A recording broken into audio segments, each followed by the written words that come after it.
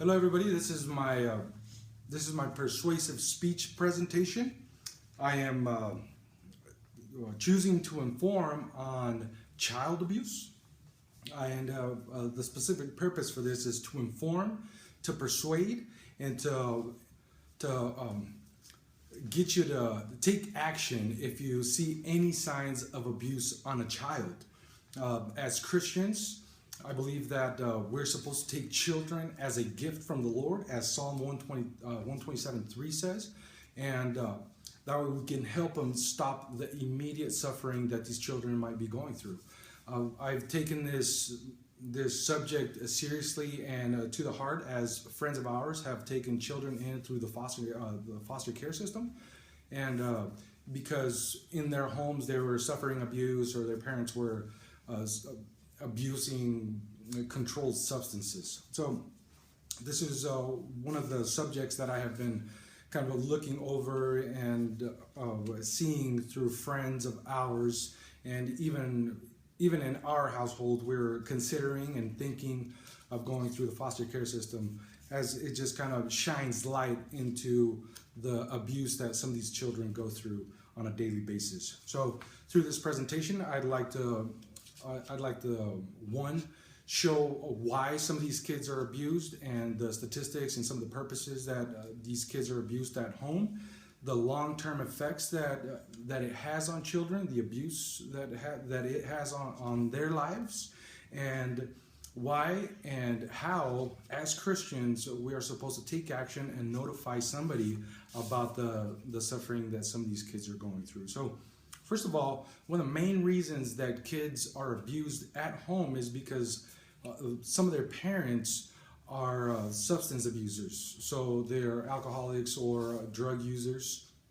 And it is said that while they're abusing substances like alcohol or drugs, they're physically or mentally impaired. They spend all their money on drugs. They spend all their time seeking out drugs, and they spend all their time, most of the time, using drugs. That is why the number one type of abuse that children go through in their early childhood is neglect. As a matter of fact, is about 75% of all abuse cases is neglect, with physical abuse at 17.2%.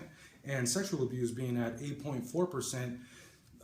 Neglect wins by a landslide. Their parents spend all their time using drugs and just neglecting their children. And furthermore, I have my sister who works for the school district at report, and several other teachers went through trying to contact the parent of a child who had been wearing pajamas all week long, and they could tell that he was malnourished throughout the week. Matter of fact, to further support their suspicions, was the child showed up late to school one day, and he wasn't upset because he was late to school. He was upset because he had missed breakfast, and this to him was very important, and it just kind of weighs in as evidence that he was being malnourished at home. So this goes to with this said, this abuse that children withstand in their early ages or in their childhood can only produce abuse. Matter of fact, 14% of men and 36% of women in the prison system now say that they were abused when they were children. So children that are abused in the early stages of their life, they're pretty much set up to fail. So these children that are abused are 9 times more likely to partake in criminal activity once they have grown up if they suffered abuse.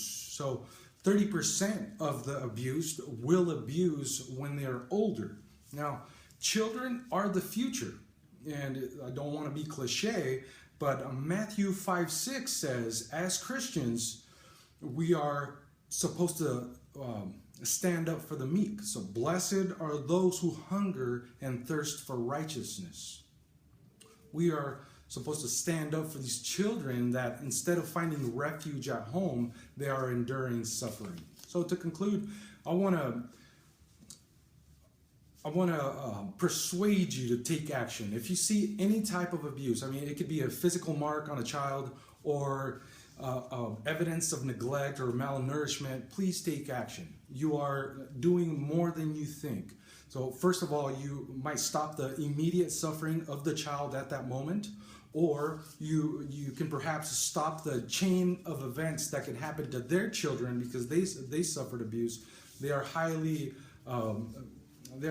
capable of abusing their children, and furthermore, you are taking care and living the life that Christ asked us to live. Now, it's very easy to do if you don't know, or if you think someone is being abused around you or in your Sunday school class or just a friend of your child. It's not very hard. You can go to dshs.gov or you can go online and look for CPS, Child Protective Services, and just report something. Even if it's just a small suspicion, it's better to check it out than to go through it or have these children go through suffering when you can stop it at that moment. Now, I hope you take action if you think something is wrong with somebody, and don't just sit idly by. Thank you for watching.